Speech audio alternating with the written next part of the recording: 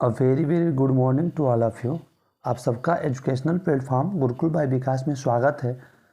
तो आज हम साप्ताहिक करंट अफेयर यानी कि 2 से 9 मार्च तक के जितने भी मोस्ट इम्पॉर्टेंट करंट अफेयर है अब तक उनका हम रिवीजन करेंगे। तो चलिए दोस्तों शुरू करते हैं आज के रिवीजन को और देखते हैं कि हमने पूरे वीक में क्या पढ़ा है। देखिए पहला क्वेश्चन है हमारा कि शहबाज नदीम ने क्रिकेट के सभी प्रारूपों से संन्यास की घोषणा की है, उनका संबंध किस देश से है। देखिए ये इंडिया के ही हैं, शहबाज नदीम जो है ये इंडिया के हैं और इन्होंने क्रिकेट के सभी प्रारूपों से संन्यास की घोषणा की है। तो हमारा आंसर क्या हो जाएगा, इंडिया, यानी कि ये भारत के हैं और इन्होंने संन्यास की घोषणा की है। ठीक है, नेक्स्ट देखते हैं। देखिए हमारा नेक्स्ट क्वेश्चन है कि भारत के पहले हरित हाइड्रोजन संयंत्र का उद्घाटन कहाँ किया गया। तो देखिए इसका आंसर हो जाएगा, इसका उद्घाटन जो है हरियाणा में किया गया है। हरियाणा में कहाँ, तो हरियाणा के हिसार जिले में हरित हाइड्रोजन संयंत्र का उद्घाटन किया गया। ठीक है, इसका उद्घाटन किसके द्वारा किया गया। तो देखिए इसका उद्घाटन जो है केंद्रीय इस्पात मंत्री कौन है इस समय, तो केंद्रीय इस्पात मंत्री जो है वो ज्योतिरादित्य सिंधिया। देखिए ज्योतिरादित्य सिंधिया के द्वारा इसका उद्घाटन किया गया। तो यहाँ पे है, देखिए इसे याद करना भी थोड़ा सा आसान है क्योंकि हरित हाइड्रोजन संयंत्र लिखा है, हरित हाइड्रोजन। तो इसका उद्घाटन कहाँ किया गया, हरियाणा के हिसार में। और किसके द्वारा किया गया, तो ज्योतिरादित्य सिंधिया द्वारा इसका उद्घाटन किया गया है। ठीक है दोस्तों, चलिए तो आगे बढ़ते हैं, देखते हैं नेक्स्ट क्वेश्चन क्या है हमारा। देखिए नेक्स्ट क्वेश्चन है, चलिए इसका थोड़ा कलर बदल देते हैं। हाल में 2022-23 के लिए संगीत नाटक अकादमी पुरस्कार किसके द्वारा प्रदान किया गया। तो देखिए हमारा इसका आंसर हो जाएगा कि 2022-23 के लिए संगीत नाटक अकादमी पुरस्कार जो है हमारी राष्ट्रपति द्रौपदी मुर्मू द्वारा, किसके द्वारा, हमारी राष्ट्रपति द्रौपदी मुर्मू द्वारा ये प्रदान किया गया है। संगीत नाटक अकादमी पुरस्कार जो है हमारी जो राष्ट्रपति हैं उनके द्वारा, हमारी जो राष्ट्रपति हैं द्रौपदी मुर्मू उनके द्वारा प्रदान किया गया। और इसका आयोजन कहाँ हुआ है, तो देखिए इसका आयोजन जो है वो विज्ञान भवन में हुआ। विज्ञान भवन में इसका आयोजन किया गया था। और इसमें कुल कितने कलाकारों को पुरस्कार दिया गया, तो देखिए संगीत नाटक अकादमी पुरस्कार के तहत टोटल 94 कलाकारों को इसमें पुरस्कार दिया गया है। ठीक, तो हमारा क्वेश्चन था कि 2022-23 के लिए संगीत नाटक अकादमी पुरस्कार किसके द्वारा प्रदान किया गया। तो देखिए हमारा आंसर हो जाएगा द्रौपदी मुर्मू द्वारा। कहाँ पे प्रदान किया गया, तो विज्ञान भवन में। और ये भी हमसे पूछ सकता है कि इसके तहत कुल कितने कलाकारों को ये पुरस्कार दिया गया, तो 94 कलाकार थे, उनको ये पुरस्कार दिया गया। ठीक है, चलिए आगे बढ़ते हैं। देखिए नेक्स्ट क्वेश्चन है हमारा कि भारतीय मूल के उस पहले रेफरी का नाम बताइए जिसे इंग्लिश प्रीमियर लीग की जिम्मेदारी संभाली है। यानी कि उन्हें इंग्लिश प्रीमियर लीग में रेफरी की जिम्मेदारी मिली है। देखिए उनका नाम हो जाएगा, क्या हो जाएगा उनका नाम, देखिए उनका नाम हो जाएगा सनी सिंह गिल। सनी सिंह गिल उनका नाम है, सनी सिंह गिल इनका नाम है, जिन्हें इंग्लिश प्रीमियर लीग के पहले रेफरी होंगे। इंग्लिश प्रीमियर लीग के पहले भारतीय मूल के ये रेफरी हैं। देखिए ये मैच कहाँ किसके बीच है, देखिए ये जो मैच होगा ये crystal palace versus Luton town के बीच में होगा। ल्यूटन टाउन के बीच में मैच खेला जाएगा। देखिए हमसे पूछ सकता है कि जो इंग्लिश प्रीमियर लीग है ना उसके पहले भारतीय मूल के रेफरी कौन है, तो हो जाएगा सनी सिंह गिल। ठीक है, ये मैच किसके बीच में खेला जाएगा, तो ये पूछ सकता है कि जो सनी सिंह गिल ने जिस मैच में रेफरी थे, ये मैच किन दो टीमों के बीच में खेला गया, तो crystal palace versus Luton town के बीच में ये मैच खेला गया था। ठीक है दोस्तों, इससे ज़्यादा इसमें अगर इससे क्वेश्चन आया तो इससे ज़्यादा पूछेगा भी नहीं। चलिए ठीक है, हम आगे बढ़ते हैं, देखते हैं नेक्स्ट क्वेश्चन हमारा क्या है। देखिए नेक्स्ट क्वेश्चन है कि भारत के पहले राष्ट्रीय डॉल्फिन अनुसंधान केंद्र का उद्घाटन किस शहर में किया गया। तो देखिए इसका राइट आंसर हो जाएगा, इसका उद्घाटन जो है वो बिहार के पटना में किया गया। इसका उद्घाटन जो है बिहार के पटना में किया गया है। राष्ट्रीय डॉल्फिन अनुसंधान केंद्र का उद्घाटन कहाँ पे किया गया, तो इसका उद्घाटन बिहार के पटना में किया गया। किसके द्वारा, इसका उद्घाटन किसने किया, तो देखिए वहाँ के मुख्यमंत्री नीतीश कुमार जी के द्वारा इसका उद्घाटन किया गया है। ठीक, ये जो अनुसंधान केंद्र है ये भी पूछ सकता है कि उसकी लागत कितनी है। तो देखिए आपको लागत के बारे में बता दूं, 30 करोड़ रुपए की लागत से बना है। और आप कभी अगर पटना जाएं तो देखिए ये कहाँ पे बना हुआ है, ये पटना यूनिवर्सिटी के आप पीछे जाओगे कैंप में, पटना यूनिवर्सिटी कैंप के पीछे तो वहाँ पे गंगा नदी बहती है। तो कुल मिलाकर ये पटना यूनिवर्सिटी के कैंपस में बना हुआ है। ठीक है, देखिए यहाँ से हम लोगों ने 3 चीज़ों को जाना कि भारत के पहले राष्ट्रीय डॉल्फिन अनुसंधान केंद्र का उद्घाटन किस शहर में किया गया, तो ये बिहार यानी कि बिहार के पटना में किया गया। उद्घाटन किसके द्वारा किया गया, तो नीतीश कुमार जी के द्वारा किया गया। और ये अनुसंधान के केंद्र जो है उसकी लागत क्या है, तो ये कुल टोटल 30 करोड़ रुपए की लागत से अनुसंधान केंद्र बना हुआ है। ठीक है, इतना काफ़ी, चलिए आगे बढ़ते हैं इसके लिए। देखिए नेक्स्ट क्वेश्चन है कि हाल ही में किस राज्य सरकार द्वारा माई युवा योजना को शुरू किया गया है। देखिए इसका राइट आंसर हो जाएगा उत्तर प्रदेश सरकार द्वारा माई युवा योजना को शुरू किया गया है। इसे किसने शुरू किया है, देखिए इसका उद्घाटन जो है वो हमारे यूपी के मुख्यमंत्री सीएम योगी द्वारा किया गया। इसका उद्घाटन सीएम योगी जी द्वारा किया गया। देखिए इसका उद्देश्य क्या है, माई युवा योजना का उद्देश्य क्या है, देखिए इसका उद्देश्य जो है ना कि वो प्रति वर्ष 1 लाख युवा उद्यमियों को 5 लाख तक का कर्ज जो है वो बिना ब्याज के देना। 1 लाख युवा उद्यमियों को 5 लाख ब्याज तक का मुफ्त ऋण प्रदान करना है। कितना तक का, 5 लाख तक का। यहाँ से हम लोगों ने 3 चीज़ों को देखा कि माई युवा योजना को कहाँ पे शुरू किया गया है, तो यूपी राज्य में शुरू किया गया। किसके द्वारा शुरू किया गया, तो वहाँ के मुख्यमंत्री सीएम योगी जी द्वारा। और इसका उद्देश्य क्या है, यह पूछ सकता है कि माई युवा योजना के तहत कितने तक की राशि को पे जो है वो ब्याज नहीं लगेगा। तो हमारा आंसर हो जाएगा 5 लाख रुपए तक की राशि पर जो है वो ब्याज फ्री किया गया है उद्यमियों के लिए। ठीक है, चलिए नेक्स्ट देख लेते हैं। नेक्स्ट क्वेश्चन है कि हाल ही में इंडिया यूके अचीवर्स अवार्ड किसे प्रदान किया गया है। तो देखिए इंडिया यूके अचीवर्स अवार्ड जो है वो 2 लोगों को प्रदान किया गया है।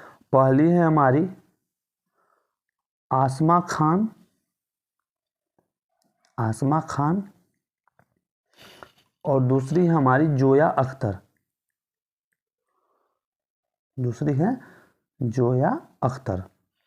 देखिए इन 2 लोगों को जो है इंडिया यूके अचीवर्स अवार्ड से सम्मानित किया गया है। आसमा खान जो है ये कौन है, ये भारतीय मूल की ब्रिटिश शेफ है। और जोया अख्तर जी क्या है, ये डायरेक्टर है। जोया अख्तर जी एक डायरेक्टर है। तो इतना तो खैर उसमें कोई है नहीं कि ये पूछेगा कि कौन है। हाँ इतना पूछ सकता है कि इंडिया यूके अचीवर्स अवार्ड से किसे प्रदान किया गया, तो पहला हो जाएगा आसमा खां और दूसरा हो जाएगा जोया अख्तर। ठीक है, चलिए नेक्स्ट देखते हैं। नेक्स्ट क्वेश्चन है कि किस राज्य सरकार द्वारा विधवा पुनर्विवाह प्रोत्साहन को शुरू किया गया है। देखिए किस राज्य सरकार द्वारा, तो आप याद रखिए ये झारखंड सरकार की योजना है।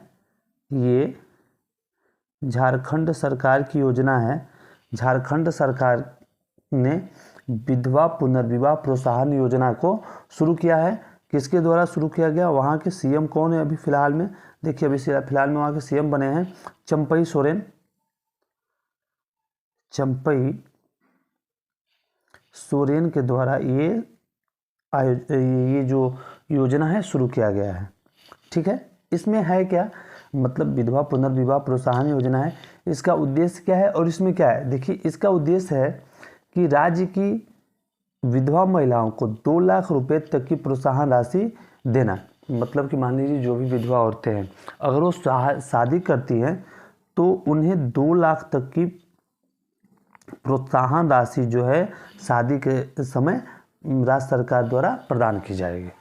और अच्छा भी है, ये तो अच्छा है, इससे उन लोगों के लिए अच्छा ही होगा। चलिए ठीक है, तो इसमें क्या क्या कवर हुआ कि ये जो विधवा पुनर्विवाह प्रोत्साहन योजना है ये किस राज्य की योजना है, तो ये झारखंड राज्य की योजना है। किसके द्वारा ये शुरू की गई, तो वहाँ के वर्तमान मुख्यमंत्री चंपई सोरेन द्वारा ये शुरू की गई। और इसमें क्या है, तो देखिए इस योजना में विधवा महिलाओं को 2 लाख रुपए तक की प्रोत्साहन राशि प्रदान की जाएगी। ठीक है, चलिए नेक्स्ट देख लेते हैं। नेक्स्ट क्वेश्चन क्या है, देखिए हमारा नेक्स्ट क्वेश्चन है कि विश्व शिखर सम्मेलन के तीसरे संस्करण की मेजबानी कहाँ की गई। देखिए इसमें तो ऐसे कोई एक्सप्लेन करने लायक है नहीं, चलिए फिर भी हम देख लेते हैं इसमें कि विश्व शिखर सम्मेलन के तीसरे संस्करण की जो मेजबानी है वो दुबई में की गई है। कहाँ की गई है, तो इसे दुबई में की गई है। विश्व शिखर सम्मेलन के तीसरे संस्करण की मेजबानी कहाँ की गई, तो इसे दुबई में इसकी मेजबानी की गई है। ठीक है दोस्तों, इसमें इतना ही है, इससे और कुछ ज़्यादा पूछेगा नहीं। तो चलिए हम आगे बढ़ लेते हैं। नेक्स्ट क्वेश्चन है कि विश्व शूटिंग पैरा स्पोर्ट्स विश्व कप 2024 की मेजबानी कौन सा देश करेगा। तो देखिए इसका राइट आंसर हो जाएगा, इसकी मेजबानी जो है वो इंडिया के द्वारा ही की जाएगी। ठीक है, इसकी मेजबानी इंडिया करेगा, यानी कि विश्व शूटिंग पैरा स्पोर्ट्स विश्व कप 2024 की मेजबानी कौन सा देश करेगा, तो हमारा इंडिया करेगा। ठीक है, इसमें भी कुछ वो नहीं है, ये तो अगर ये क्वेश्चन आता है तो सीधे ही आएगा। नेक्स्ट देख लेते हैं, गर्भपात को संवैधानिक अधिकार का दर्जा देने वाला दुनिया का पहला देश कौन बन गया है। तो देखिए हमने पीछे ही भी पढ़ा है कि गर्भपात को संवैधानिक अधिकार का दर्जा देने वाला दुनिया का पहला देश जो है वो फ्रांस बना है। फ्रांस जो है दुनिया का पहला देश है जो गर्भपात को संवैधानिक अधिकार का दर्जा प्रदान किया है। ठीक है, इससे भी क्वेश्चन सीधे ही आएंगे। तो चलिए हम आगे बढ़ लेते हैं। देखिए नेक्स्ट क्वेश्चन है, जहाँ पे लगेगा कि हाँ इसके बारे में जानकारी देनी है तो वहाँ पे हम आप लोग को उससे संबंधित पूरी जानकारी जरूर देंगे। देखिए राष्ट्रीय युवा सांसद महोत्सव 2024 का आयोजन कहाँ किया गया। तो देखिए राष्ट्रीय युवा संसद महोत्सव का जो आयोजन है हमारी देश की राजधानी दिल्ली में किया गया है। कहाँ किया गया, तो हमारे देश की राजधानी दिल्ली में किया गया है। देखिए ये दिल्ली में किया गया, ठीक है, कहाँ पे किया गया, तो संसद भवन के केंद्रीय कक्ष में इसका आयोजन दिल्ली में हुआ। कहाँ, संसद भवन के, देखिए मैं लिख देता हूँ, संसद भवन के केंद्रीय कक्ष में इसका आयोजन जो है वो संसद भवन के केंद्रीय कक्ष में किया गया। और एक बात और समझिए, यहाँ पे जो ये राष्ट्रीय युवा संसद महोत्सव 2024 है ना, 2024 में इसका जो है 5वां एडिशन, यानी कि 5वां एडिशन इस बार हुआ है। राष्ट्रीय युवा संसद महोत्सव का 5वां एडिशन हुआ है, यानी कि 5वें एडिशन का आयोजन हुआ है। कहाँ हुआ है, तो दिल्ली में हुआ है। और दिल्ली में, ठीक है, दिल्ली में हुआ, लेकिन ये पूछ सकता है जैसे और मान लीजिए और डीप में गया। ये तो ऐसे सीधे तो सबको पता है कि राष्ट्रीय युवा सांसद महोत्सव का 2024 का आयोजन कहाँ हुआ, तो दिल्ली में हुआ। ये कौन सा एडिशन हुआ है 2024 में, ये पूछ सकता है, तो हम कहेंगे 5वां एडिशन। कहाँ पे आयोजित हुआ ये महोत्सव जो है, ये संसद भवन के केंद्रीय कक्ष में इसका आयोजन किया गया है। ठीक, देखिए चलिए इसको थोड़ा सा अगर हो गया हो तो मैं इसे, हाँ देखिए एक और इसमें है कि इसकी थीम थी। अब इसका थीम जरूर याद रखिए क्योंकि पूछ सकता है कि इसकी थीम क्या थी। देखिए इसकी थीम थी कि युवाओं की आवाज़ राष्ट्र के परिवर्तन के लिए सहभागी और सशक्त बने। थीम क्या थी, आप चलिए लिख देता हूँ, क्योंकि इसको थोड़ा सा डिलीट करते हैं, इसको इरेज करके, और हम लिख के आपको लोगों को देखिए इसकी थीम क्या थी। देखिए इसकी थीम थी कि युवाओं की आवाज़,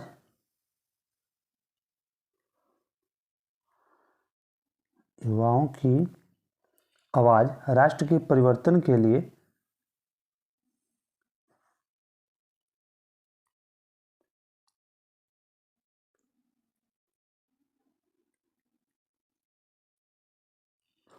सहभागी और सशक्त बने। सहभागी और सशक्त बने। देखिए इसका थीम जरूर हमसे पूछ सकता है कि इस बार 2024 में जो राष्ट्रीय युवा सांसद महोत्सव का आयोजन हुआ है, तो उसकी थीम क्या थी। देखिए इसकी थीम है युवाओं की आवाज़ राष्ट्र के परिवर्तन के लिए सहभागी और सशक्त बने। ठीक है, हमने इसमें क्या क्या जाना। देखिए हमने इसमें जाना है कि राष्ट्रीय युवा संसद महोत्सव का आयोजन कहाँ किया गया, तो इसका आयोजन जो है वो दिल्ली में किया गया। दिल्ली में कहाँ, तो इसका आयोजन जो है दिल्ली में संसद भवन के केंद्रीय कक्ष में किया गया। इस बार 2024 में इसका कौन सा एडिशन हुआ है, तो इसका 5वां एडिशन इस बार संपन्न हुआ है। ठीक है, इसकी थीम क्या थी, थीम भी हमने जान लिया। देखिए जब इसके समापन में ये भी एक चीज़ और हमसे पूछ सकता है। चलिए एक स्लाइड लेके हम आपको बता देते हैं। इसके समापन में, जब इसका समापन हुआ तो हमसे ये भी पूछ सकते हैं कि इसके समापन, जब इस आयोजन का समापन हुआ तो उस समय, इसका समापन के समय कौन थे। तो देखिए इसके समापन में अनुराग ठाकुर मौजूद थे और ओम बिरला जी मौजूद थे। ओम बिरला जी मौजूद थे। देखिए अनुराग ठाकुर कौन है, केंद्रीय युवा कार्यक्रम और खेल मंत्रालय, खेल मंत्री हैं ये। और ओम बिरला तो हम जानते हैं लोकसभा अध्यक्ष है। हाँ, एक चीज़ और मैं आपको बता दूं, यहाँ देखिए ध्यान दीजिए कि एक क्वेश्चन और पूछ सकता है कि राष्ट्रीय युवा सांसद महोत्सव जो 2024 में जो संपन्न हुआ है वो किस मंत्रालय के अंतर्गत आता है।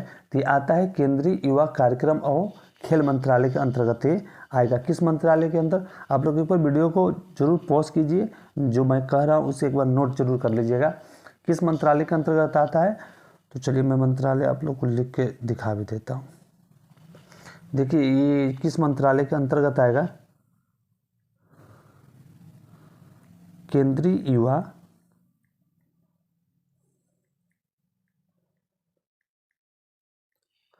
कार्यक्रम और खेल मंत्रालय के अंतर्गत ही आएगा। ठीक है, ये क्वेश्चन हमसे पूछ सकता है। ज़्यादा डिप गया तो इससे ज़्यादा और डिप नहीं जाएगा।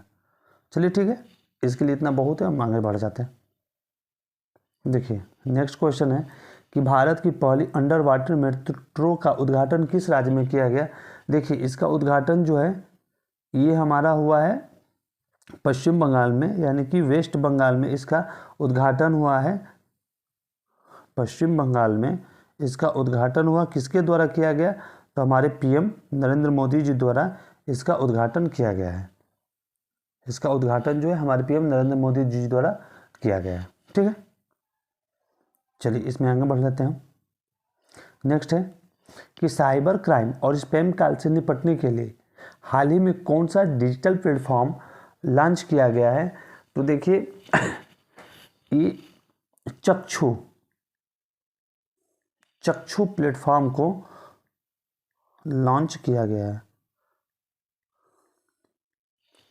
किस लिए, साइबर क्राइम और स्पैम कॉल से निपटने के लिए। ये डेली का हो गया है कि साइबर क्राइम में किसी ना किसी को जरूर हानि हो ही रही है, तो इससे निपटने के लिए एक प्लेटफॉर्म लॉन्च किया गया है चक्षु। इसके नाम से समझ में आ रहा है कि हाँ हमें इस चीज़ का जरूर ही ज्ञान होना चाहिए कि कैसे निपटना है। साइबर क्राइम और स्पैम कॉल से निपटने के लिए चक्षु प्लेटफॉर्म को, डिजिटल प्लेटफॉर्म लॉन्च किया गया है। ठीक है, चलिए आगे देखते हैं। देखिए हमारा नेक्स्ट क्वेश्चन है कि भारत पेट्रोलियम ने अपनी स्पीड ब्रांड के लिए किसे ब्रांड एम्बेसडर नियुक्त किया है। तो भारत पेट्रोलियम ने अपनी स्पीड ब्रांड के लिए नीरज चोपड़ा, किसे, तो नीरज चोपड़ा को अपना ब्रांड एम्बेसडर नियुक्त किया है। ठीक है, इससे और कुछ नहीं, इससे तो अगर क्वेश्चन आए तो ऐसे ही डायरेक्ट ही आएंगे कि भारत पेट्रोलियम ने अपनी स्पीड ब्रांड के लिए किसे अपना ब्रांड एम्बेसडर नियुक्त किया है, तो हमारा राइट आंसर होगा वहां पे नीरज चोपड़ा को। चलिए नेक्स्ट आगे देख लेते हैं। देखिए नेक्स्ट क्वेश्चन है कि हाल ही में किन दो देशों के मध्य समुद्र लक्ष्मण अभ्यास संपन्न हुआ है। ठीक, किन दो देशों के मध्य समुद्र लक्ष्मण अभ्यास संपन्न हुआ है। देखिए समुद्र लक्ष्मण अभ्यास जो है वो संपन्न हुआ है भारत और किसके बीच, भारत और मलेशिया के बीच। ठीक है, भारत और मलेशिया के बीच जो है ये समुद्र लक्ष्मण अभ्यास जो है वो हाल ही में संपन्न हुआ है। देखिए न्यूज में कुछ दिन पहले एक और था, आपको याद होगा, धर्म गार्जियन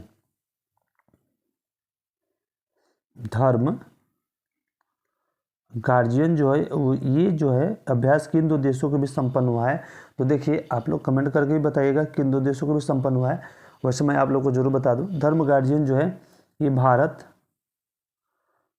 और जापान के बीच में संपन्न हुआ है।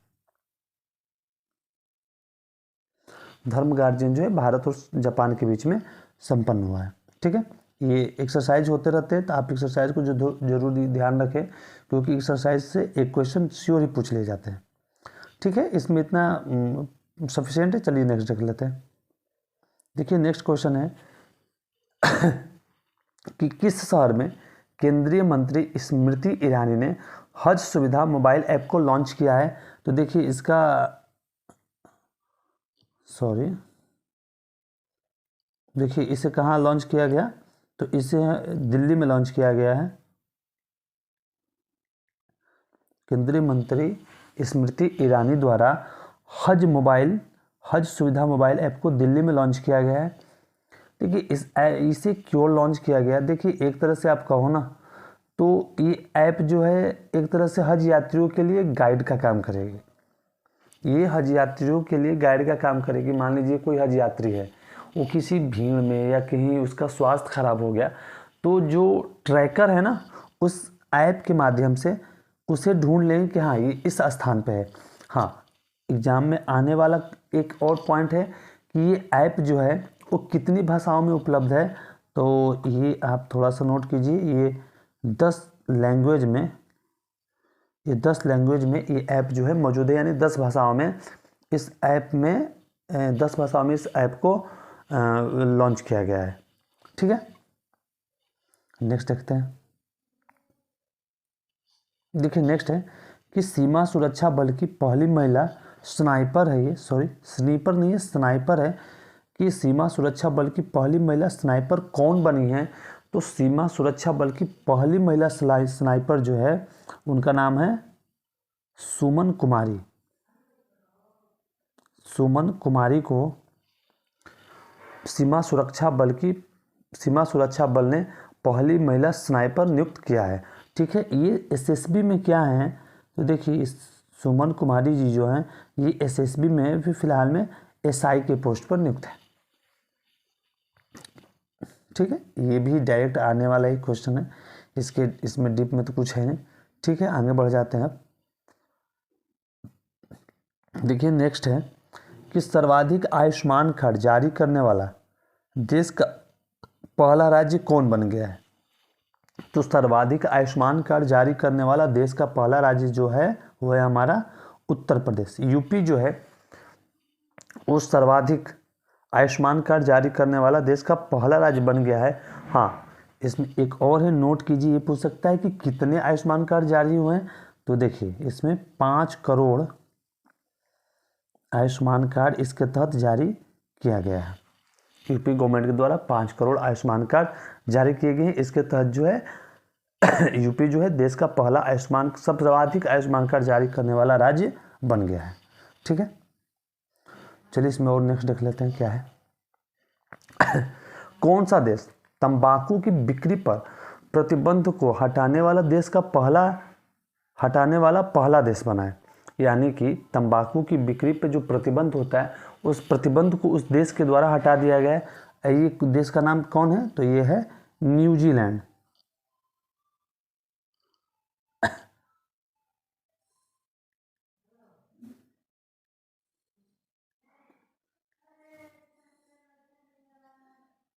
देखिए न्यूजीलैंड, ये कौन है? न्यूजीलैंड है। तंबाकू की बिक्री पर प्रतिबंध को हटाने वाला पहला देश कौन बना है? तो यानी कि वो न्यूजीलैंड बना। न्यूजीलैंड ने ऐसा क्यों किया? देखिए उसका कहना है कि तंबाकू से प्रतिबंध हटेगा तो भविष्य में इसकी जो युवा पीढ़ी है भविष्य में इसकी बिक्री सुचारू रूप से कर सकेगी। अब जो भी हो उसने हटाया है तो ये न्यूज़ में बना है और हमने यहाँ पे नोट भी किया है कि कौन सा देश तंबाकू की बिक्री पर प्रतिबंध को हटाने वाला पहला देश बना है। तो हमारा राइट आंसर हो जाएगा न्यूजीलैंड। और इससे डायरेक्ट क्वेश्चन आएंगे, इसमें घुमा फिरा कर कुछ है भी नहीं कि डायरेक्ट ना आए।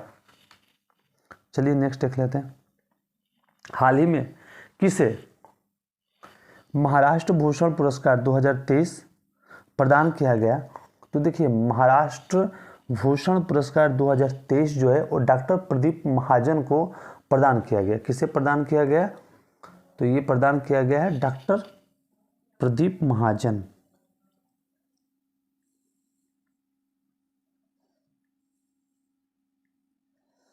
ठीक है दोस्तों, इस स्लाइड जो है मैंने आंसर नहीं लिखा था क्योंकि देखिए एक मैं चीज़ मानता हूँ कि ऑप्शन भले ही कितने भी हो पर जो हमारे दिमाग में रहती है वही हमेशा ठीक होती है। अगर हमें मान लीजिए कि इसी क्वेश्चन मान लीजिए सीधे डायरेक्ट अगर क्वेश्चन आता है कि हाल ही में किसे महाराष्ट्र भूषण पुरस्कार 2023 प्रदान किया गया और हमें याद है कि डॉक्टर प्रदीप महाजन, तो हमें ऑप्शन तो हमारे दिमाग में आएगा ही नहीं, हम सीधे ढूंढेंगे कि डॉक्टर प्रदीप महाजन लिखा कहाँ गया है। ठीक है दोस्तों, तो मैंने सोचा कि चलो आज आप लोग को लिख के बता दिया जाए।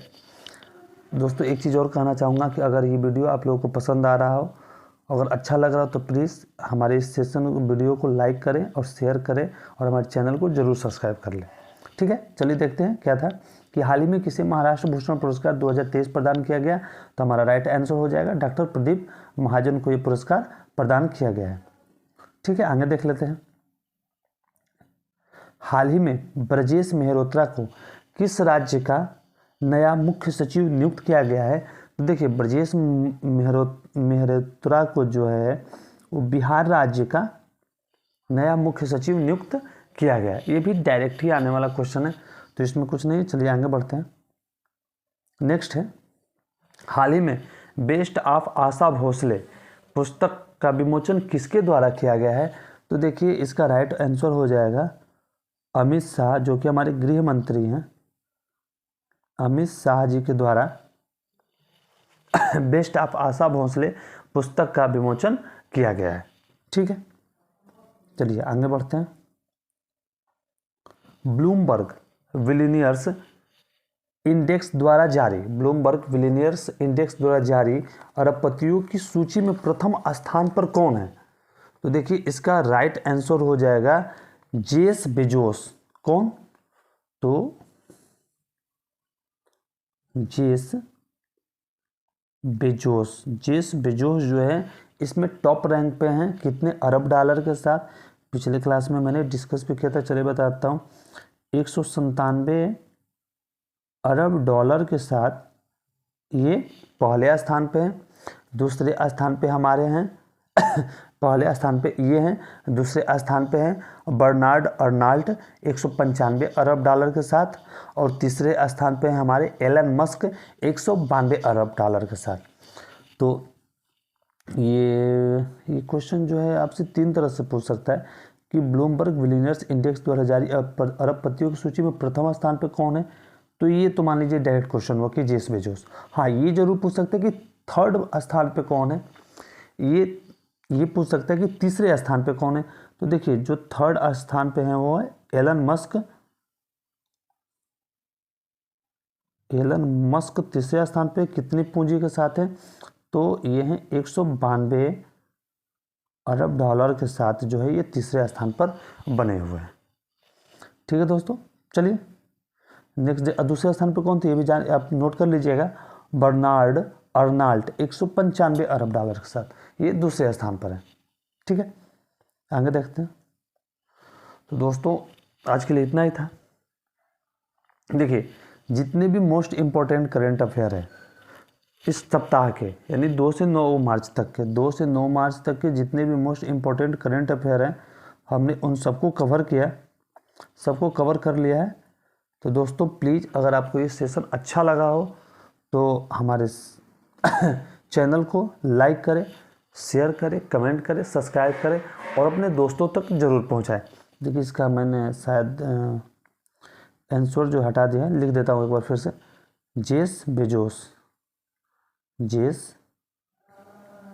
बेजोस इसका राइट आंसर हो जाएगा। ठीक है, तो दोस्तों प्लीज़ हमारे चैनल को जरूर सब्सक्राइब करें, लाइक करें, शेयर करें और ज़रूर कमेंट करिए। चलिए ठीक है, मिलते हैं नेक्स्ट सेशन में। तब तक के लिए बहुत बहुत धन्यवाद।